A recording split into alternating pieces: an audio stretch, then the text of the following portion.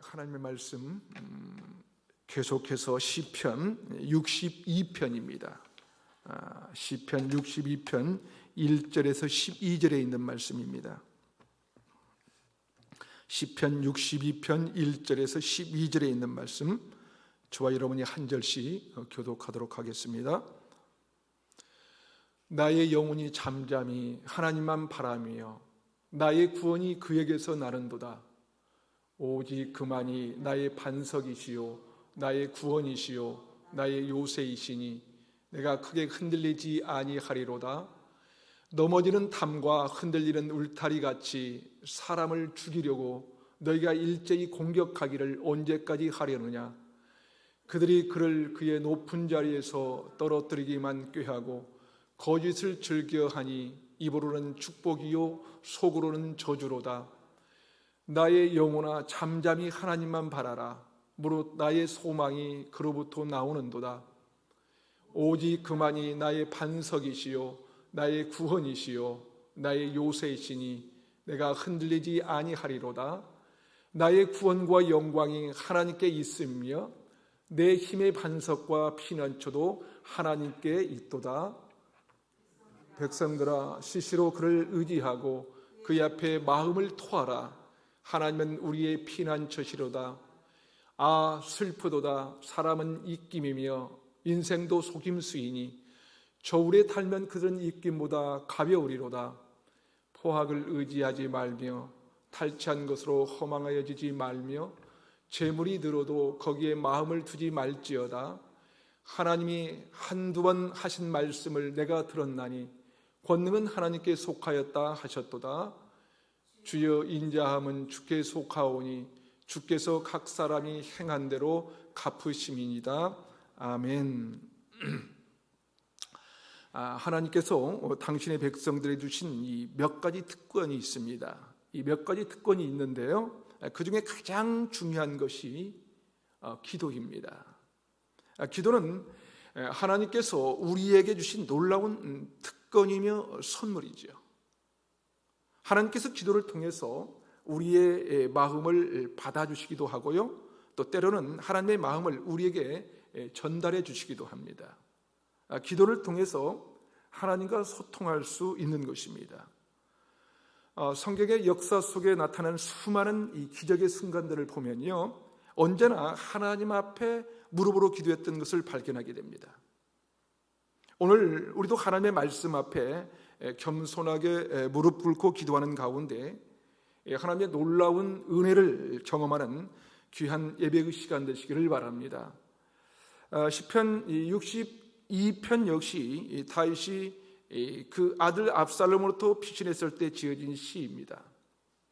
다윗은 너무나 고통스러운 상황이었어요. 아주 극심한 위기의 순간이었어요. 그런 위기의 순간에 어쩌면 아무것도 할 수 없는 그런 상황 가운데 다윗은 무엇을 선택했을까요? 오늘 본문 1절을 함께 읽어볼까요? 1절 함께 읽습니다. 시작. 나의 영혼이 잠잠히 하나님만 바라며 나의 구원이 그에게서 나오는도다. 위기의 순간에 다윗이 선택했던 것은 자신의 영혼이 잠잠히 하나님만 바라보겠다고 고백하고 있는 것입니다. 그런데 다윗의 이 고백은 추상적인 고백이 아니에요. 추상적인 고백, 뭔가를 시적으로 고백하는 것이 아니었어요. 실제적인 이 고백이었던 것이죠. 사실 반역자들이 이 다윗을 제거하기 위하여 총 공세를 준비하고 있는 그런 이 절박한 이 위기 순간에 이 다윗의 심령이 얼마나 답답하고 곰핍했겠습니까? 또 얼마나 큰 두려움이 그의 마음을 엄습했겠어요. 하지만 다윗은 그러한 이 절박한 이 상황에 처했지만 요동하지 않았습니다. 자기 자신이 그런 난국을 타개하겠다고 하지 않았어요. 그런 하나님을 신뢰했습니다. 하나님이 자신을 보호하시며 구원하시라는 것을 믿어 의심치 않았어요.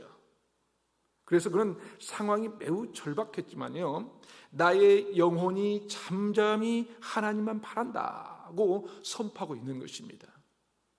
여러분, 다윗의 이런 이 선포에서 무엇이 느껴지십니까? 폭풍 속에 고요가 느껴지지 않으십니까? 다시 말해서 이 다윗의 이 평안함이 느껴지는가 하는 거예요. 아무리 강심장을 가진 사람도 이 죽음의 위협을 받게 되면 두려워하고 요동하게 마련입니다. 요동치게 됩니다. 비록 겉으로는 내색을 하지 않는다고 해도 그 마음은 심하게 흔들리게 되어 있는 것이죠. 그러나 이 다윗에게는 그런 요동을 전혀 느낄 수가 없지 않습니까? 그의 마음은 마치 폭풍 같은 이 전혀 상관없는 이 잔잔한 호수와 같았어요. 어떻게 그런 일이 가능했을까? 어떻게? 그것은 그가 하나님을 절대 신뢰했기 때문에 가능한 일이었습니다. 절대 신뢰. 그렇습니다, 여러분. 진정한 성도는요, 위기의 순간에도 잠잠히 하나님만 바라는 사람입니다. 성경을 보면 이 위기의 순간에 하나님만 잠잠히 바랐던 사람들이 많이 나오는데요, 그 중에 모세가 대표적인 인물이었지요. 모세가 이스라엘 백성들을 이끌고 홍해에 다다랐을 때 애굽 군대가 이스라엘 백성들을 추격해오는 것이 보였습니다. 그러니 이스라엘 백성들은 앞으로 가면 홍해요, 뒤로 돌아보면 애굽 군대가 쫓아오는 상황이었습니다. 마치 도간에 든 쥐처럼 꼼짝없이 죽을 처지였던 거예요. 그러자 백성들은 요동하기 시작합니다. 그들은 모세를 향하여 애굽 땅에 매장지가 없어서 자신들을 광야로 이끌어내어서 죽게 하느냐고 원망했습니다. 그때 모세는 백성들을 향하여 이렇게 말했습니다. 출애굽기 14장 13절은 이렇게 기록합니다. 모세가 백성에게 이르되 너희는 두려워하지 말고 가만히 서서 여호와께서 오늘 너희를 위하여 행하시는 구원을 보라. 무슨 말이에요? 너희는 가만히 있으라는 거예요. 가만히 서서 잠잠히 하나님의 구원을 기다리라는 것입니다. 모세는 하나님에 대한 이 절대적인 믿음이 있었던 사람이었어요. 모세는 앞서 10가지 이 재앙으로부터 이스라엘을 보호하신 하나님이 이제 와서 그들을 죽이신다는 것을 상상할 수도 없었던 것이죠. 그런 하나님이 이스라엘을 구원하실 것이라는 이 확신이 있었습니다. 그러므로 그는 가만히 서서 하나님의 구원의 역사를 보라고 백성들에게 요구한 것입니다. 그렇다면 이 다윗과 모세의 공통점이 있다면 여러분 그것이 무엇입니까? 뭐예요? 바로 하나님을 향한 이 절대적인 이 믿음을 가지고 있었다는 거예요. 오늘 본문에서도 2절과 6절에 반복하여 고백하고 있는 것이 무엇입니까? 오직 그만이 나의 반석이시요 나의 구원이시요 나의 요새이시니 내가 크게 흔들리지 아니하리로다.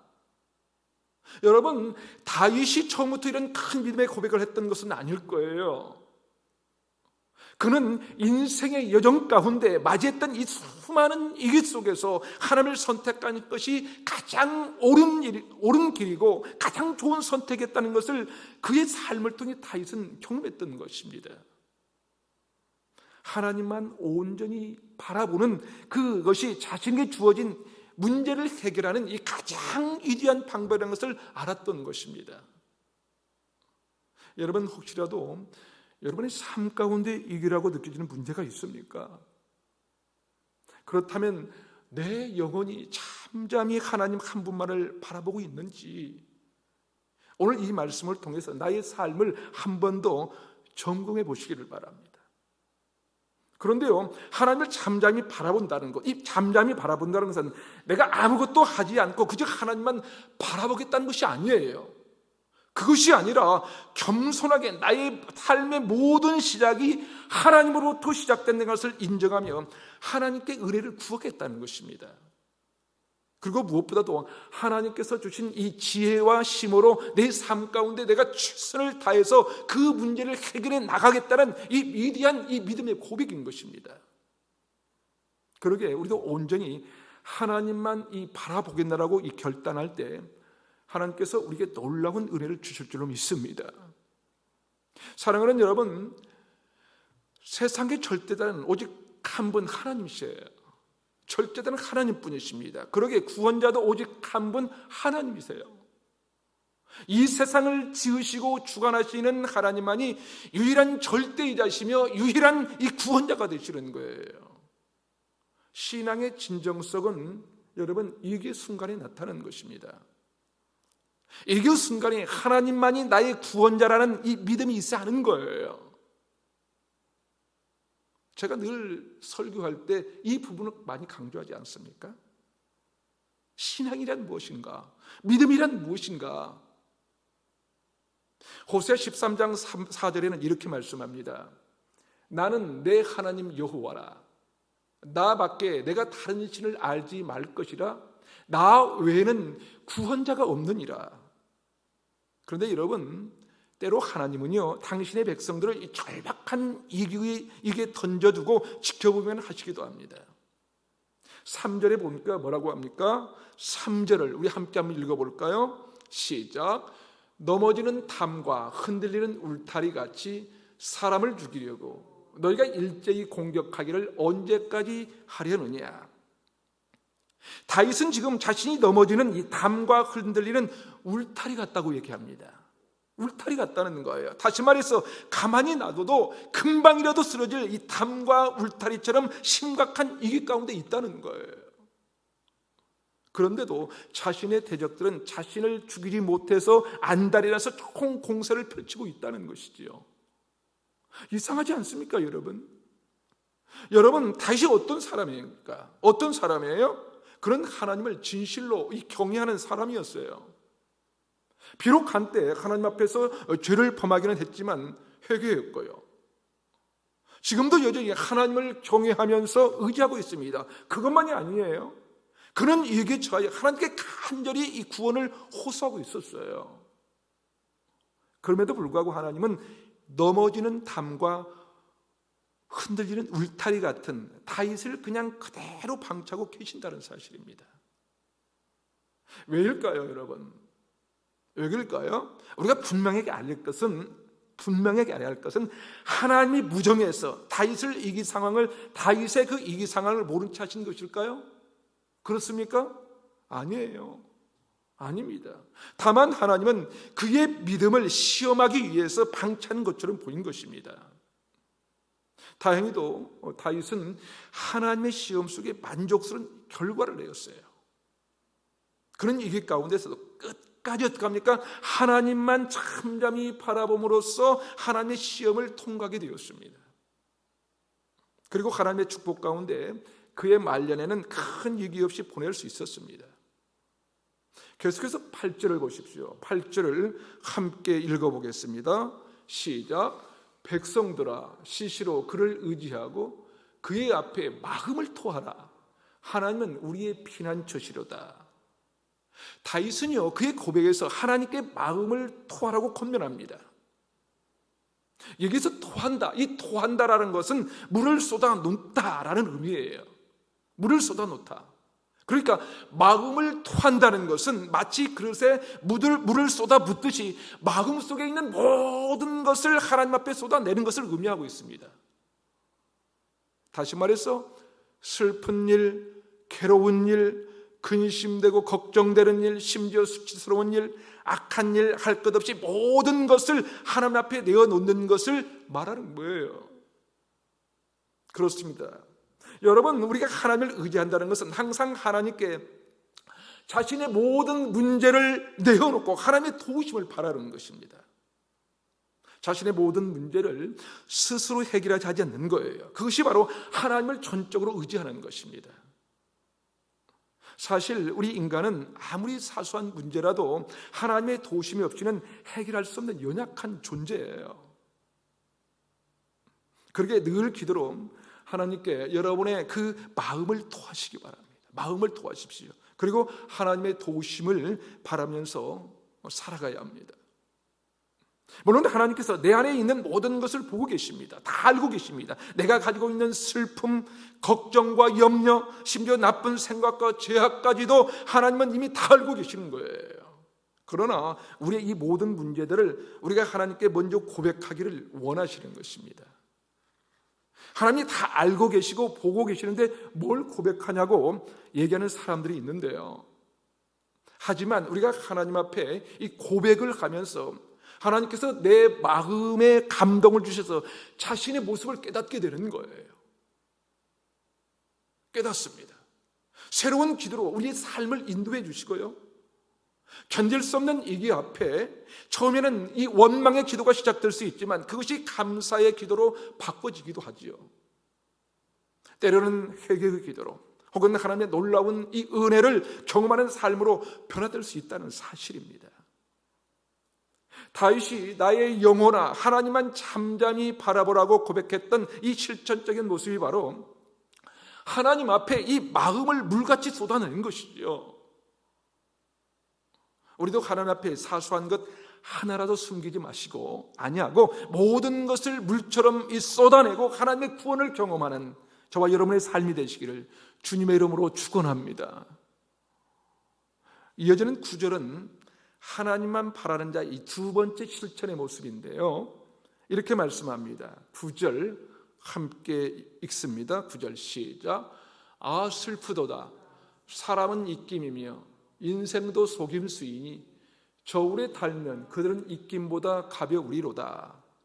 이게 무슨 말이냐면요, 사람은 의지할 만한 대상이 아니라는 거예요. 의지의 대상이 아니다. 이것이 지금까지 사람들과의 관계를 무시하고 여러분 끊어버리라는 게 아니라 하나님보다도 사람을 더 의지하지 말라는 거예요. 하나님을 더 의지하라는 거예요. 여기서 입김보다 가볍다, 이 입김보다 가볍다라는 것은 사람이 얼마나 이 신뢰할 수 없는 이 존재인가를 극명하게 나타내줄 이 표현입니다. 그렇게 많은 사람은 누구를 만나고 의지할 대상이 아니라는 거예요. 사랑해야 할 대상이라는 것이죠. 사랑해야 할 대상이라고 지금 말씀하고 있는 것입니다. 그렇습니다, 여러분. 사람은 여러 면에서 믿고 의지할 만한 대상이 되지 못합니다. 능력 면에 봐도 그렇습니다, 여러분. 사람은 아무리 능력이 많은 존재라도 그 능력에 한계가 분명한 존재거든요. 분명히 존재가 그 한계가 있는 거예요. 그래서 그 능력을 벗어나는 문제를 만나게 되면요, 그게 능력이 많아 보이는 사람도, 그렇게 능력이 많아 보이는 사람도 전혀 도움을 줄 수 없는 게 바로 인간이라는 거예요. 인간입니다. 그것만이 아니에요. 사람을 신뢰할 수 없는 것은 사람은 늘 가변적인 뭡니까? 존재이기 때문에 그래요. 가변적인 존재입니다. 무엇인지 변하는 것은 신뢰할 수가 없지 않겠습니까? 그렇죠? 사람이 그렇다는 거예요. 아무리 철석같이 약속을 했어도 한순간에 내일이면 변할 수 있는 것이 사람이라는 거예요. 사람은 환경에 따라서 여러분 마음의 감정에 따라 변하는 존재입니다. 이 인간이에요. 그러니 어찌 사람을 절대로 신뢰할 수 있겠습니까? 나 자신도 믿지 못하지 않습니까? 본인이. 그러므로 여러분 사람을 절대적인 의지의 대상으로 삼지 않으시기를 바랍니다. 사람은 헛되고 헛되어서 그에게 소망을 두지 마시기 바라요. 우리는 천지를 지으신 전능하신 하나님, 영원히 변하지 않는 하나님만을 절대의 신뢰의 대상으로 삼고 의지해야 합니다. 우리가 의지하고 신뢰하는 분은 오직 하나님 한 분밖에 없다는 것입니다. 사랑하는 여러분, 나의 영혼이 하나님만 온전히 바라보겠다고 하는 이 고백은 하나님만 온전히 신뢰하고 주님 주시는 힘으로 나의 주변에 있는 사람들을 사랑하고 섬기겠다는 이 고백인 거예요. 10절을 보면 재물에도 마음을 두지 말라고 말씀하는데요, 10절을 함께 읽어볼까요? 10절 시작. 포학을 의지하지 말며 탈취한 것으로 허망하여지지 말며 재물이 들어도 거기에 마음을 두지 말지어다. 여러분, 이것 또한 사람들이 의지하기 쉬운 것에 대한 이 경계의 말씀이에요. 이 경계의 말씀인데요, 여기서 이 포학을 의지하지 말라라는 것은 무력을 의지하여 자기 탐욕을 이루려고 하지 말라는 거예요. 그리고 탈취한 것으로 허망해지지 말라는 것은 자기의 이 탐욕을 온갖 불의한 힘으로 타인의 것을 갈취하고 그런 것들을 의지함으로 하나님께서 멀어지지 말라는 의미입니다. 뿐만 아니라 재물이 늘어도 거기에 마음을 두지 말라는 것은 사람은 누구나 재물이 늘어나게 되면요 어떻게 됩니까? 그 재물에 마음을 두게 되어 있어요. 그리고 재물이 많이 쌓이게 되면 마음이 든든해집니다. 그래서 재물이 많은 사람들은 하나님을 의지하지 않아요. 하나님의 자리를 재물이 대신하는 것이죠. 그들은 재물만 있으면 아쉬울 것이 없다고 생각합니다. 물론 이것은 재물 자체가 나쁘다는 말이 아니에요, 여러분. 그 말이 아니에요. 실제로 재물은 우리 인간들에게 많은 유익을 주고 있죠. 주는 거예요. 특별히 요즘 같은 이 황금 만능주의가 이 팽배한 때에는 재물만 있으면 모든 것을 할 수 있을 것처럼 보이는 거예요. 그렇지 않나요? 재물만 있으면 권력도 사랑도 다 얻을 수 있다고 생각하는 것이죠. 그래서 사람들이 돈을 버는 일에 다시 말해서 재물을 모으는 일에 기관이 되어 있지 않습니까? 그러나 여러분, 재물로 모든 것은 할 수 없습니다. 재물이 있다고 구원을 얻을 수 없는 거예요. 그러게 우리 성도들은 재물에 마음을 빼앗기거나 그것을 의지해서는 안 된다는 거예요. 재물의 노예가 돼서는 안 된다는 거죠. 재물은 우리의 삶의 편리를 위하여 주신 것입니다. 우리의 의지의 대상은 결코 될 수 없는 거예요. 오직 하나님만이 우리를 구원하실 수 있다는 것입니다. 정말 결정적인 순간에 우리를 도우실 분은 오직 여호와 하나님이십니다. 그래서 잠언 11장 28절은 이렇게 말씀합니다. 자기의 재물을 의지하는 자는 패망하려니와 의인은 푸른 잎사귀 같아서 번성하리라. 그리고 시편 기자 다윗은 시편 62편 마지막 부분에서 이렇게 권면합니다. 11절과 12절을 우리 함께 읽어보겠습니다. 시작. 하나님이 한두 번 하신 말씀을 내가 들었나니 권능은 하나님께 속하였다 하셨도다. 주여 인자함은 주께 속하오니 주께서 각 사람이 행한 대로 갚으심이니이다.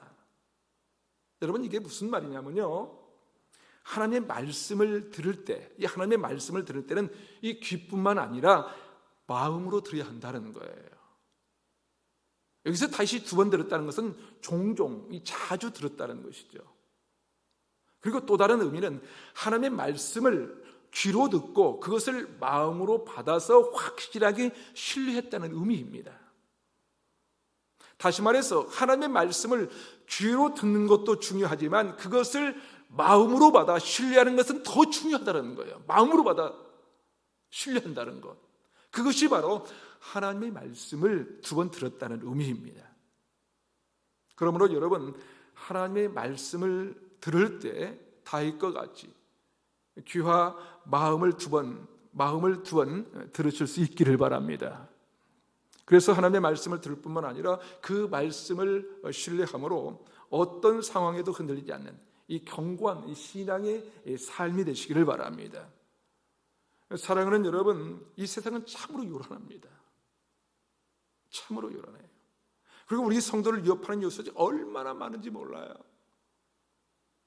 새를 잡는 이 거물처럼 곳곳에 그냥 쳐 있어요. 그야말로 넘어지는 이 담과 흔들리는 울타리 같은 성도들이 있는데 아예 그들을 넘어뜨려 망하게 하고자 달리는 자들이 있는 게 이 세상이에요. 그러게 이러한 때 하나님에 대한 이 절대적인 이 신뢰가 없다면 우리는 요동할 수밖에 없다는 것이죠. 하지만 여러분, 우리에게 하나님의 구원자라고 하는 이 확고한 이 믿음만 있다면 우리에게 폭풍처럼 이 밀어닥치는 이 환난 가운데에서도 잠잠히 하나님만 바라보며 요동치 않을 수 있다는 것입니다. 바로 그런 이 확고한 믿음으로 하나님의 구원을 경험하는 저와 여러분의 인생 되시기를 주님의 이름으로 축원합니다. 아멘.